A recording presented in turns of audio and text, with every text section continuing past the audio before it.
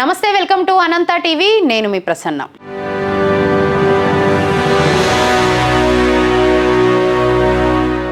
రాజేష్ మహాసేన ఈ పేరు తెలియని యూట్యూబర్స్ ఉండరు. అలాగే రెండు రాష్ట్రాల్లో కూడా ఇతని అనాలిసిస్ కావచ్చు, ఇతని టాపిక్స్ కావచ్చు, చాలామంది ఫాలోవర్స్ కూడా ఉన్నారని కూడా మనకు చాలా బాగా తెలుసు. ఎందుకంటే ఇతను తీసుకునే టాపిక్స్ అంతా కూడా మనం డిస్కస్ చేసుకునే విధంగా ఒక రాజకీయాలకు సంబంధించిన విషయాల గురించి, పొలిటికల్ లీడర్స్ గురించి ఎంతో చక్కగా అనాలిసిస్ చెప్తూ ఫాలోవర్స్ని చక్కగా పెంచుకున్నాడు. తనకు వచ్చిన ఫాలోవర్స్ ద్వారా రాజకీయాల్లో కూడా ప్రవేశించాడు. అలాగే ఎలక్షన్లలో కూడా పోటీ చేయాలని కూడా ట్రై చేశాడు. కానీ ఇప్పుడు ఈరోజు రాజేష్ మహాసేన గురించి మనం ఎందుకు మాట్లాడుకుంటున్నామంటే, గత 2 నెలల క్రితం ఎలక్షన్స్ అప్పుడు రాజేష్ మహాసేన పవన్ కళ్యాణ్ గారి గురించి కొన్ని మాట్లాడిన మాటలు ఇప్పటికీ జన సైనికులు కావచ్చు, పవన్ కళ్యాణ్ గారి ఫ్యాన్స్ కావచ్చు, ఎవరు కూడా మర్చిపోలేదు. ఆయన అన్న మాట, పవన్ కళ్యాణ్ గారికి ఎలక్షన్లో గెలిచాడంటే చాలా ప్రమాదకరం. ఎందుకు ప్రమాదకరం అప్పుడని ఒక పెద్ద వీడియోనే చేసి పెట్టాడు. కానీ దానికి చాలా బ్యాడ్ కామెంట్స్ కూడా వచ్చాయి, చాలా నెగిటివ్ కామెంట్స్ కూడా వచ్చాయి. మనమంతా చూసాము. ఆయన ప్రవర్తన బాగలేదంట, ఆయన చాలా ఆవేశపరుడంట, ఆయన ప్రవర్తన వల్ల కూడా జనసైకులు చాలా బాధపడుతున్నాడంట. ఇలా అన్నీ కూడా తను వీడియోలో చెప్పుకుంటూ వచ్చాడు. కానీ చివరికి ఏమైంది? గెలిచి చూపించాడు పవన్ కళ్యాణ్ గారు. మనమంతా చూసాం. ఆ విజయం ఎలా ఉంటుందనేది మనందరికీ గట్టిగా వినిపించింది. అలాగే కన్నులకు చాలా వింపుగా కూడా కనిపించిందనే చెప్పాలి. కానీ ఇప్పుడు మరి ఎందుకు ఈ టాపిక్ మొదలైంది అంటే, రాజేష్ మహాసేన 2 రోజుల క్రితం లోకేష్ని కలవడం, అలాగే తెలుగుదేశం పార్టీ ఆఫీస్లో ప్రెస్ మీట్ పెట్టడం. ఇక్కడ ఈ విషయం అనేది జన సైనికులు జీర్ణించుకోలేకపోతున్నారు. ఎందుకంటే పవన్ కళ్యాణ్ గారిని అంత దూషించి అన్ని మాటలు మాట్లాడి ఇప్పుడు తెలుగుదేశం పార్టీ వాళ్ళు ఎందుకు అతన్ని ఎంకరేజ్ చేస్తున్నారు? అప్పుడు పవన్ కళ్యాణ్ గారు ఇతను వద్దు, ఇతను ఎంతమందితో వచ్చినా కూడా వద్దు అని చెప్పాడు. అతను అన్న మాట, నేను వస్తే ఎన్నో ఓట్లు వస్తాయి, లక్షల ఓట్లు వస్తాయని పలికాడు. నాకన్నా ఏమంటారు, పవన్ కళ్యాణ్ గారికి వచ్చే ఫాలోవర్స్ కన్నా తన కోసం వచ్చే వాళ్ళే లక్షల్లో ఉంటారని కూడా ఎగతాళి చేస్తూ మాట్లాడాడు. అలాంటి వ్యక్తిని తెలుగుదేశం పార్టీ వాళ్ళు ఎంకరేజ్ చేయడం కరెక్ట్ అంటారా?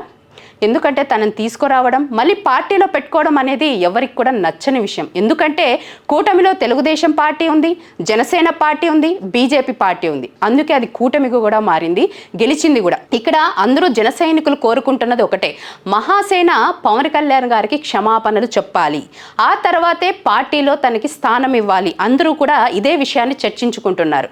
అంత మాటలు మాట్లాడిన వ్యక్తిని తెలుగుదేశం పార్టీ ఎందుకు ఎంకరేజ్ చేస్తుంది అంటే, గెలిచిన తర్వాత పవన్ కళ్యాణ్ గారితో ఇంకా పని అయిపోయింది అనుకుంటున్నారా? ఇప్పటితో తనతో పవన్ కళ్యాణ్ గారిని ఇంకా దూరం పెట్టాలనుకుంటున్నారా? ఎందుకంటే లోకేష్ రాజేష్ మహాసేనాని ఎంకరేజ్ చేస్తున్నట్టుగా అనిపిస్తోంది. అతన్ని పార్టీలోకి తీసుకుపోయే ముందు పవన్ కళ్యాణ్ గారిని సంప్రదించారా? కానీ పవన్ కళ్యాణ్ గారు ఇలాంటి వాళ్ళ గురించి ఎక్కడా కూడా ప్రస్తావించలేదు. అతని గురించి ఎక్కడ ఎన్ని మాటలు మాట్లాడినా ఎక్కడా కూడా విమర్శించలేదు. కానీ అదే అదునుగా తీసుకొని తెలుగుదేశం పార్టీ ఇలాంటి వాళ్ళని ఎందుకు ఎంకరేజ్ చేస్తుంది? అలాగే కొన్ని చోట్ల వైసీపీ పార్టీకి సంబంధించిన కొంతమందిని కూడా పార్టీలోకి తీసుకోవడం జరుగుతోంది. అంటే పవన్ కళ్యాణ్ గారిని దూషించిన వాళ్ళని, అలాగే వ్యతిరేకంగా మాట్లాడిన వారిని ఈ పార్టీ ఎంకరేజ్ చేస్తూ పోతుంది. ఇలా పోతూ ఉంటే జన సైనికులు ఊరికే ఉంటారా?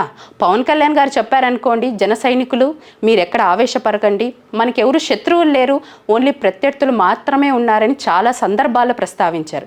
కానీ ఇలాంటి విషయాలు ముందు ముందు పార్టీ తెలుగుదేశం పార్టీ చేసుకుంటూ పోతే పవన్ కళ్యాణ్ గారు ఊరికే ఉంటారేమో కానీ జన సైనికులు మాత్రం చాలా విషయాల గురించి ఆలోచించడం మొదలు పెడతారు. ఎందుకంటే గెలిచిన తర్వాత వీళ్ళతో పని ఏంటి, వీళ్ళు ఉంటే ఎంత పోతే ఎంత అన్న ప్రవర్తన తీరు ఉంటే మాత్రం జన సైనికులు చూస్తూ ఊరికే ఉండరు.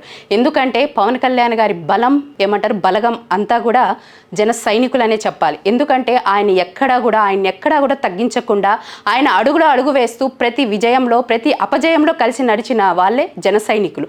అందుకే పవన్ కళ్యాణ్ గారు గెలిచిన వెంటనే అందరినీ కూడా ఎంతో చక్కగా సత్కరించారు, వాళ్ళతో కలిశారు, మాట్లాడారు, వాళ్ళని దగ్గరికి తీసుకున్నారు. అంత ప్రిఫరెన్స్ ఇస్తారు జన సైనికులకి పవన్ కళ్యాణ్ గారు. సో ఇక్కడే అర్థం చేసుకోవాలి, పవన్ కళ్యాణ్ గారి చేతిని తాకాలని కూడా పోలీసు వాళ్ళు ఒక సందర్భంలో భయపడ్డారంటే పవన్ కళ్యాణ్ గారి స్టామినా ఏంటో మనకు అక్కడే అర్థమవుతుంది. అలాంటిది ఇప్పుడు పవన్ కళ్యాణ్ గారిని అంతగా విమర్శించిన రాజేష్ మహాసేనాని పార్టీలో తీసుకోవడం కరెక్ట్ అంటారా? దీని గురించి ఎందుకు చర్చ ఇంతగా కొనసాగుతుందంటే, పవన్ కళ్యాణ్ గారిని వ్యతిరేకించిన వాళ్ళందరూ వీళ్ళందరినీ కూడా తెలుగుదేశం పార్టీ ఎంకరేజ్ చేసుకుంటూ పోతే ముందు ముందు పవన్ కళ్యాణ్ గారు చూస్తూ ఉంటారేమో కానీ పరిస్థితులు తారుమారయ్యే ఛాన్సెస్ ఉంది. ఎందుకంటే పవన్ కళ్యాణ్ గారు మొదలుపెట్టిన విషయమే కూటమి.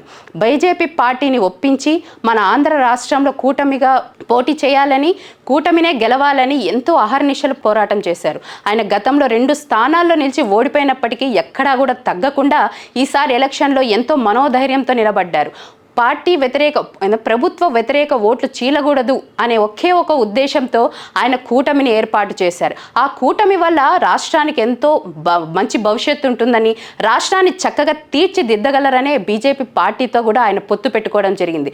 ఎందుకంటే మనకి రాష్ట్రానికి నిధులు కావాలన్నా, రాష్ట్రం అభివృద్ధి చెందాలన్నా, రాజధాని కావాలన్నా కూడా నిధులు ఇప్పుడు ఎంతో ముఖ్యం. కాబట్టి రాష్ట్రానికి ఎన్నో అప్పులు ఉన్నాయి. కాబట్టి ఆ అప్పులకు సంబంధించి కావచ్చు, రాష్ట్ర అభివృద్ధికి సంబంధించి కాబట్టి కేంద్ర ప్రభుత్వం నుంచి మనకి నిధులు కావాలి. కాబట్టి ఆయనతో కలిసి ముందడుగేయడం జరిగింది.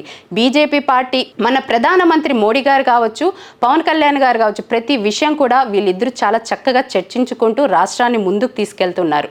ఎందుకంటే మోడీ గారికి ఆయన ఇచ్చిన స్థానం, అలాగే మోడీ గారు పవన్ కళ్యాణ్ గారికి ఇచ్చిన స్థానం చాలా గొప్పది. మనం చాలా ప్రెస్ మీట్లలో, చాలా సభల్లో కూడా విన్నాం, పవన్ కళ్యాణ్ గారు మామూలు వ్యక్తి కాదు, ఆయన ఒక తుఫాను అని.